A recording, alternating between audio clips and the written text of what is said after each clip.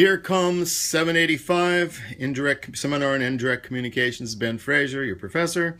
We're going to be meeting in a few weeks, probably about a month from now. And I'm looking forward very much to this class and to meeting each one of you and spending time with you that week and really helping you work through the reading, which I know is difficult reading, but do not give up. I promise you it'll be worthwhile, and that it will be a whole breath, hopefully, of fresh air and interest and different directions that you can go in your studies of communication.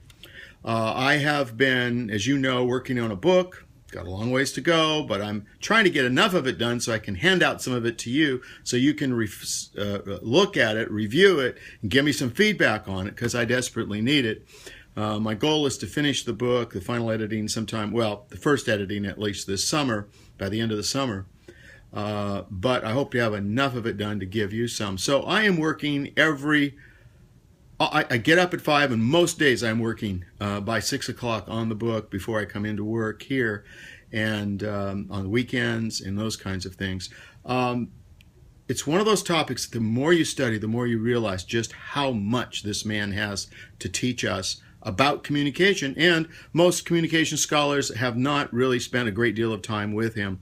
So this is something that to me is very exciting, and to introduce him to a Christian audience. He has been given a very bad rap as not being a Christian and being more of an existentialist without a Christian foundation. And I think that is absolutely a false understanding of him. And I hope to prove to you through the readings, and partly if you read Practice in Christianity, I don't see how you could get an idea at all that he's not a believer, a man of God. But nevertheless, I think this is going to be an exciting time. So I want to encourage you, do the reading, do the reports. I've just been online, checked, or only a couple of you or one of you have really started putting reports up. So, encourage me a little bit that you actually are doing the reading and get some of those reports done. Again, I'm not going into detail on those reports, the reviews of either the articles or the books. These are more for your files and for your takeaway from the class, in case there's something you want to write about, or in case you want to lecture on this sort of stuff. You'll have a reminder of what it is you were studying within that text. I will look at them, of course, but I'm not going to grade them carefully. The major part of the grade is going to be on the major paper for this class. I always like to leave you with one quote by Kierkegaard.